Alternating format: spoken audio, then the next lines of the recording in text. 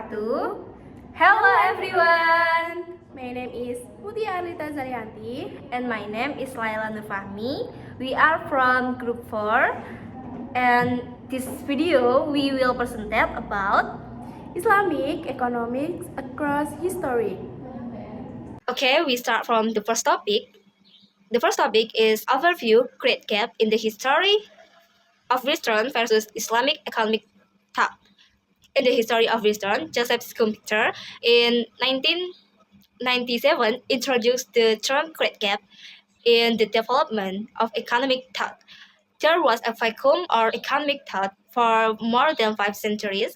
After the Greek civilizations, there was no economic thought until the time of S.E. Thomas Aquinas, 1225.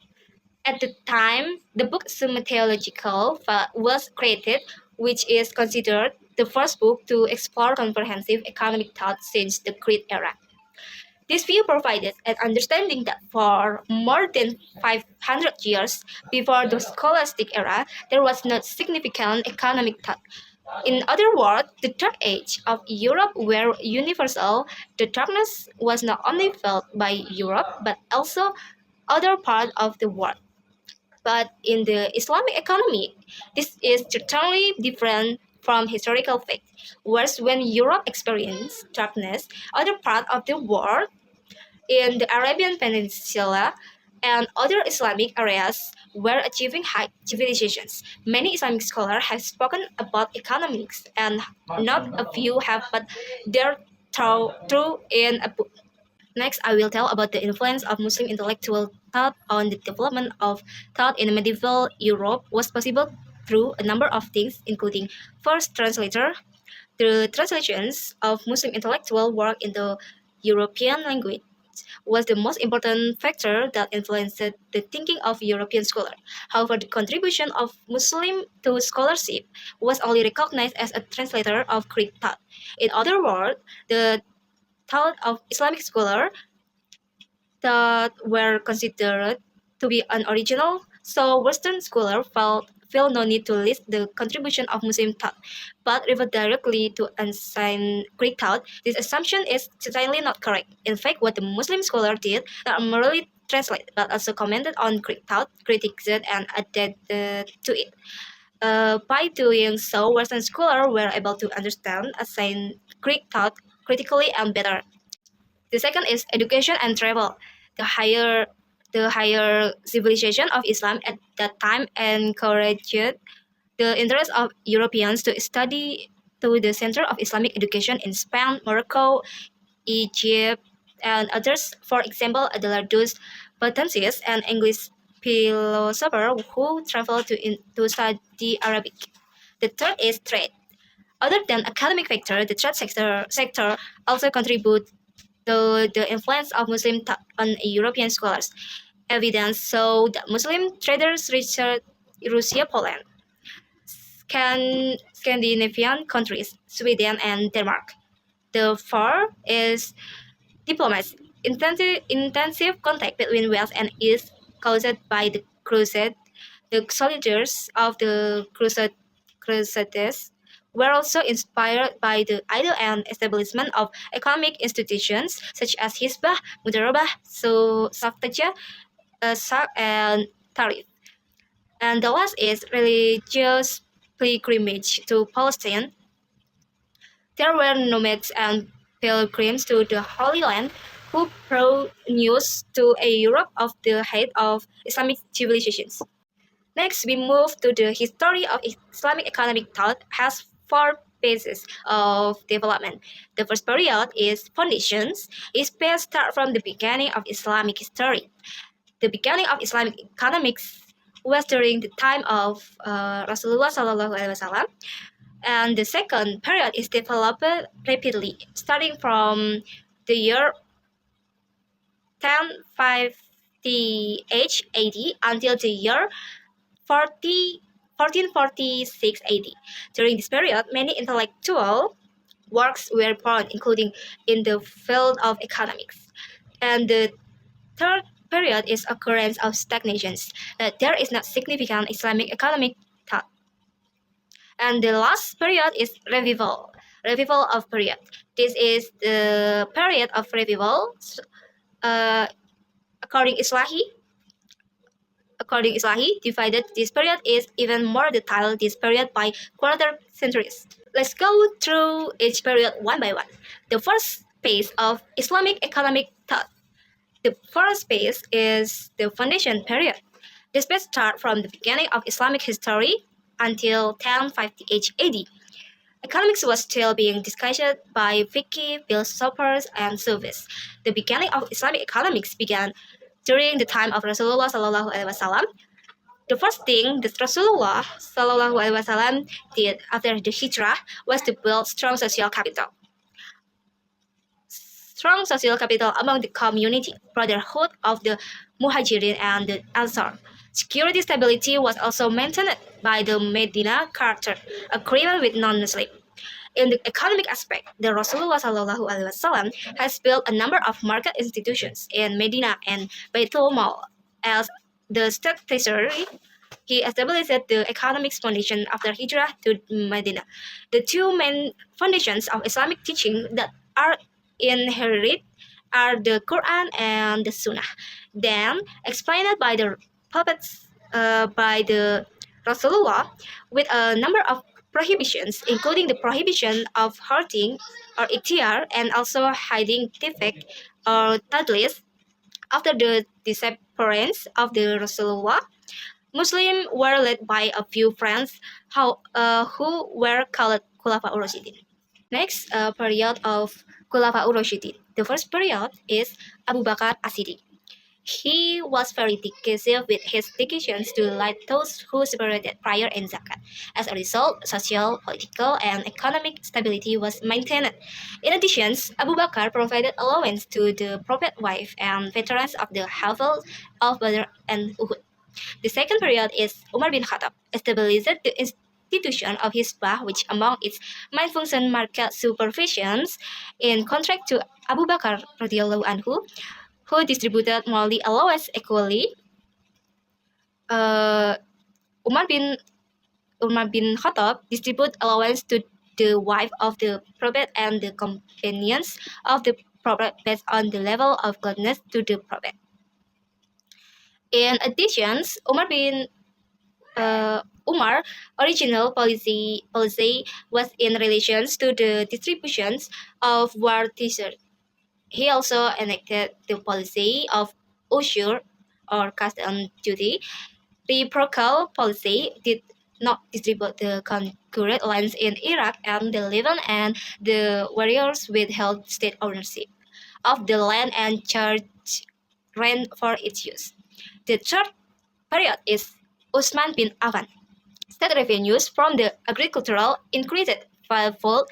This was independable from his policy of allowing the management of wind land by individual citizens, so that the inheritance and reduced and land utilizations become more optimal. However, this considered to be the seeds of feudalism in Islam.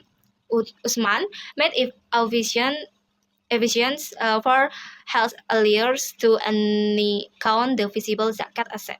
As for the third wealth, it was still the Muzakki's obligations to distribute it.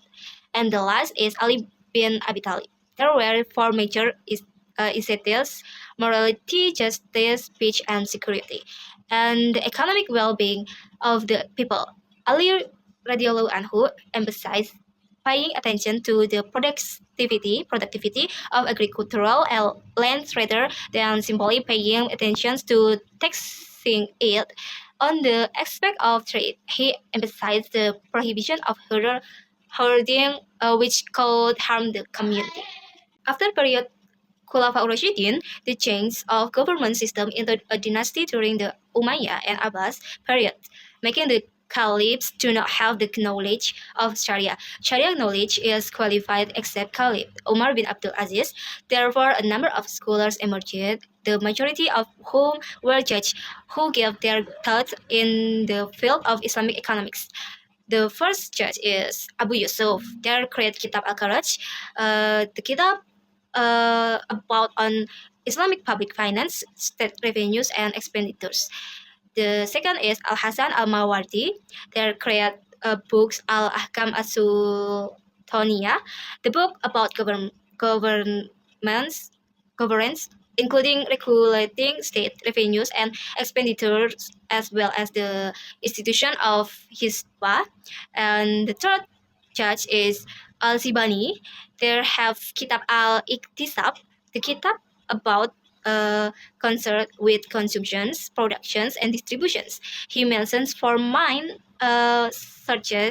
sources of income: rental services, industry, agriculture, and trade. And the fourth is Abu Ubaid. They create Amwal, or teaser or will. This book explains the micro and macro aspect at the same time, talking about the search of will and the text that apply to it. And the last and another uh, another judge have religious scholars of the four school uh, are Imam Hanafi, Imam Maliki, Imam Shafi'i, and Imam Hambali. The Hanafi madhab often used istithna and qiyas methods in answering new issues, while the Maliki madhab prioritizes the hadith of the apostle and also the practice of the people of Medina and the consensus of the Khulafa ur-Rashidin. And the Imam Shafi'i, who was a student of Imam Maliki, tried to combine the rationality of Imam Hanafi and the use of Imam Maliki hadith. Furthermore, the Hanbali madhab is more strict in the use of hadith. In general, during the Umayyad and Abbas dynasties, the Muslim economy grew significantly. Urbanizations increased and trade became more vibrant as the Islamic territories expanded. Expansion of Islamic territory, a number of new offices and barriers were established by the government: post office, secretarial barriers, cell barriers, al-mustaqalat, or in now is BUMN, audit center barriers, and others. The most significant economic policy was the printing of dinar and dirham currencies independently, no longer relying on Roman dinars and Persian dirhams. Roman dinars and Persian dirhams, this monetary reform was initiated by Caliph Abdul Malik or Umayyad. Number second, phase of Islamic economic growth. This period became a golden era and Islamic economic growth. Many scholars began to discuss economics in various aspects, such as trade, finance, and public policy. Important figure in the past: number one, Al-Raqib al-Asfani discuss the importance of balance in spending, and number two, Al-Ghazali emphasized economic ethics, the role of money, and the prohibition of usury. Number three, Ja'far al-Damascus explained the concept of trade and price formation. And last, number four, Ibn Khaldun. Ibn Khaldun influence on economics.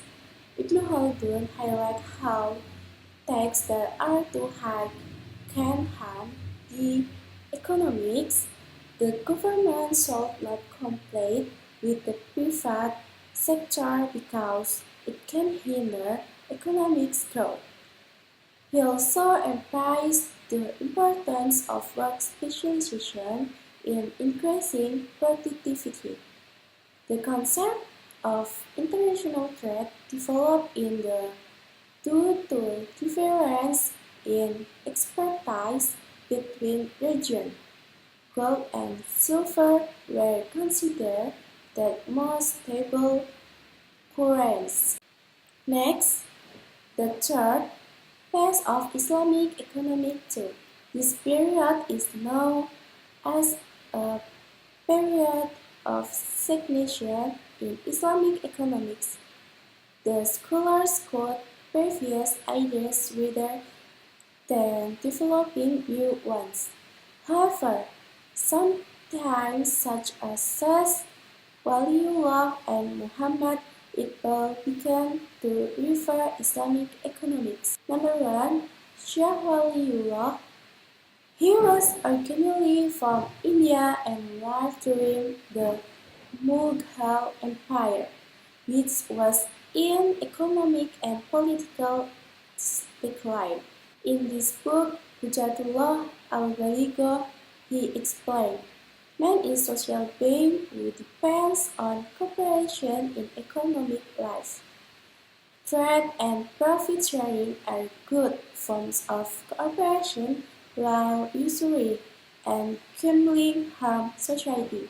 High tax ruin the economy as the burden farmers, trades and produce, leading to popular uprising. Number 2.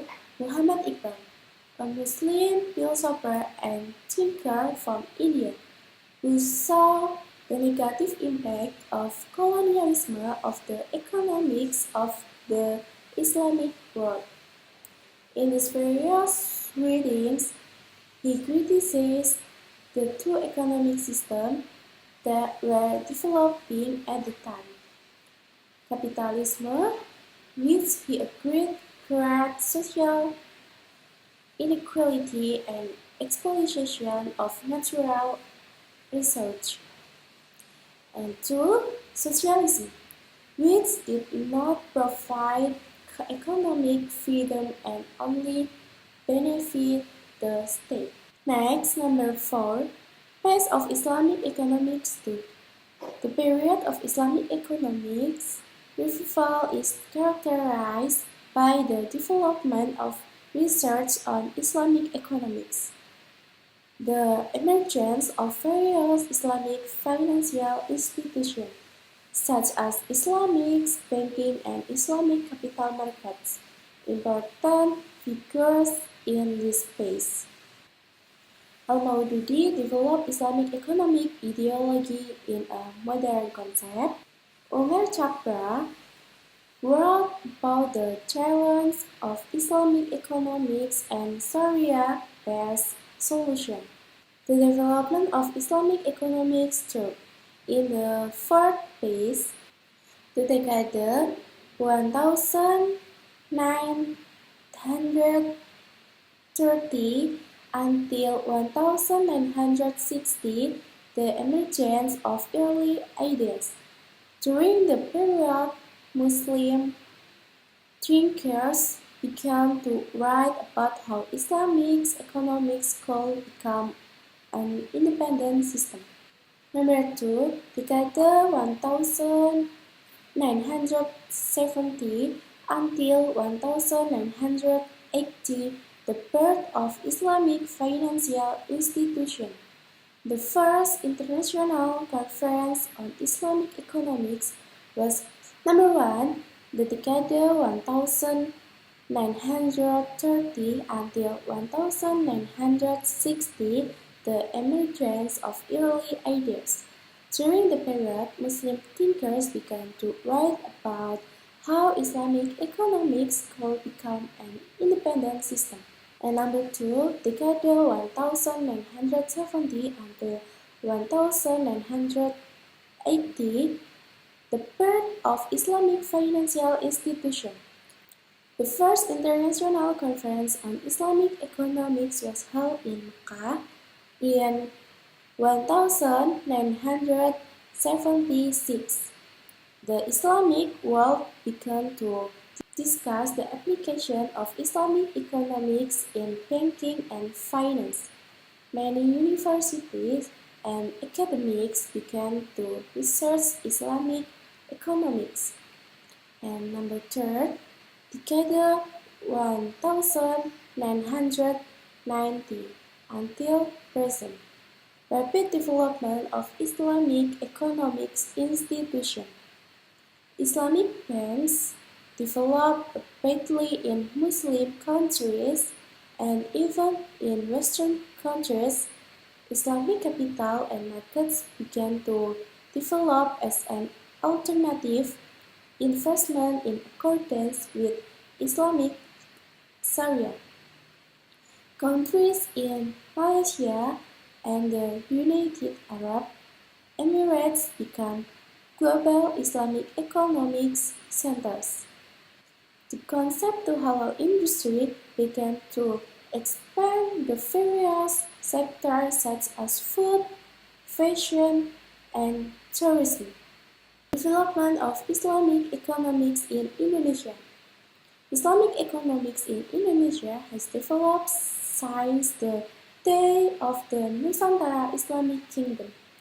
The Islamic economics system was implemented in the form of the use of dinars and dirhams, an Islamic-based tax system and Waqf management. In its development, Islamic economics has experienced signification, especially during colonialization, but rose again in the 20th century. Today, Islamic economics is evolving in the form of Islamic banking, Islamic capital markets, and halal industry. Bank Muamalat Indonesia was established in 1992 as the first Islamic bank in Indonesia. The development of Islamic economics through 17th century, Nuruddin Araniri in Bustan, Selatin, alluded to the Islamic economic system, particularly Waqf. Syekh Abdul Rauf al-Sinkli wrote Mira'at al-Talub at the base of Tajul Alam Salahuddin Shah. After this period, Islam thought began to stall due to European colonization and 20th century. In the early 20th century, discussion emerged about Islamic relationship with capitalism and socialism.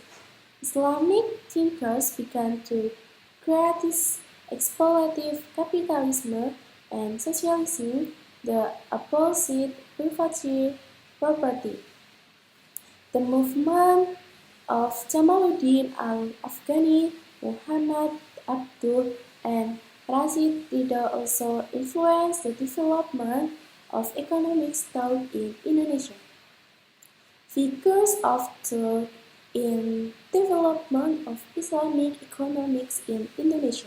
Joko Raminto, Rasjidi, Syarifuddin Prawiranegara, Zainal Abidin Ahmad, and Buya Hamka.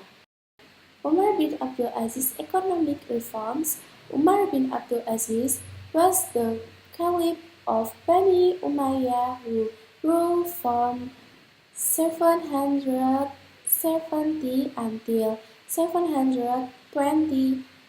He was known as a leader who was fair, moderate, and very concerned about the welfare of the people. Before becoming caliph, he had served as governor of Medina. Economic problem in this time, a very high economy gap between the poor and the elite, burdensome tax, especially for farmers and small trades, cooperation among officials who address themselves by taking advantage of the country wealth. Economic reform measure, world retribution, tax reform, improvement of people wealth, and last, Reform resulted in a short period of time. Poverty was drastically reduced. The governor of Egypt reported that there were no more poor people who could receive zakat, and all the people were already quit programs. The collect zakat was eventually used to help free slaves and fund marriage for poor young men. Umar bin Abdul Aziz is an example of a successful leader in applying the principle of justice in balanced economics. Next, study case number 2. Ahmad 1394 until 1442 was a Muslim historian and economical who researched various economics crises in the Islamic world. He wrote the book Igausa al-Ummah by Kaifi al-Hummah, which discussed the cause of inflation and how to overcome it. Prologues inflation in Egypt due to decreased agricultural production due to natural disasters such as long drought and pests. Corruption in the government, especially in the management of tax and trade. High tax increase, plundering the people of causing the economy to decline. Excessive use of copper money, fulus, causing uncorrelated inflation. Cause of inflation according to Al-Maghizi. Natural inflation caused by natural disasters such as crop failure or a long drought. Artificial inflation, human error, caused by pure economics policies such as high tax and unstable money circulation. Al-Makrizi solution: reduce corruption, adjusting tax, stabilize the currency, and controlling the money supply. Thank you guys for watching our presentation. Hopefully the material we present can be understood. If you have any question, you can write in the column comments. Wassalamualaikum warahmatullahi wabarakatuh.